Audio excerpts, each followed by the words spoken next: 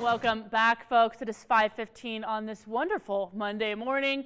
I'm Josephine Sage. Let's jump right into the forecast as we take a look at America's Mattress Live Tower Cam. It definitely is still dark outside, but we're gaining more and more daylight as we get into 2023. And as you're headed out and about on your morning commute, we are going to be seeing some pretty clear skies, maybe a little bit of some cloud coverage in these morning hours due to this winter weather advisory in Mesa County, as well as some of those surrounding counties. And that's going to stick around with us at least until 6 p.m. tomorrow. So we do have a chance for a little bit of some snow to roll on in later this evening. A little bit north of us right now, we've got some storms, some precipitation, but that is looking like it's going to move out in the afternoon hours. But another round is headed on in from that northwest or northeastern corner of Utah to kind of give us a chance for some of that precip in those higher elevation areas. But I'll get into that in just a second. Our weather headlines are going to show us that our temperatures are just short of our seasonal averages.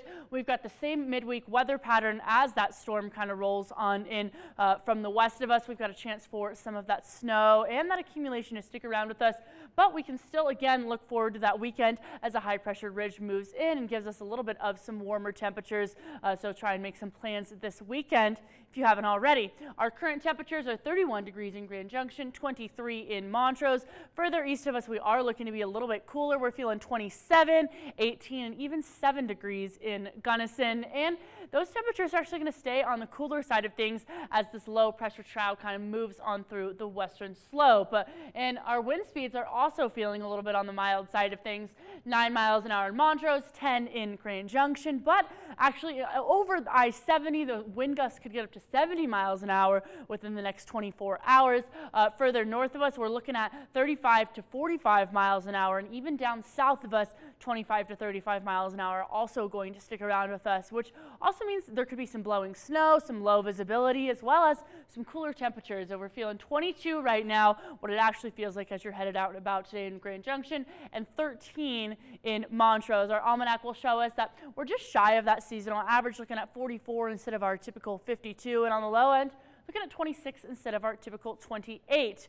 And getting into later today, we are going to have pretty much that increase in temperatures through those afternoon hours, 32 at 9 a.m. Then we're going to jump up to 40 at noon and even to 42 at 3 p.m. So definitely a little bit on that more mild side of temperatures in those afternoon hours. We'll notice our overall setup, we've got this upper level low aiding in rain and snow. Throughout southern California, this rain and snow is going to shift inland, move on in, and this heavy rain and snow is going to continue over that western U.S. area as we get into Monday evening. Tonight, we're going to get down to 29 in Grand Junction, 24 in Montrose, and our snow potential throughout tomorrow morning is going to be kind of a little bit more widespread over that west coast area, over that Salt Lake City area, and even over those northern mountains, the Park Ranges, the Elkhead Ranges.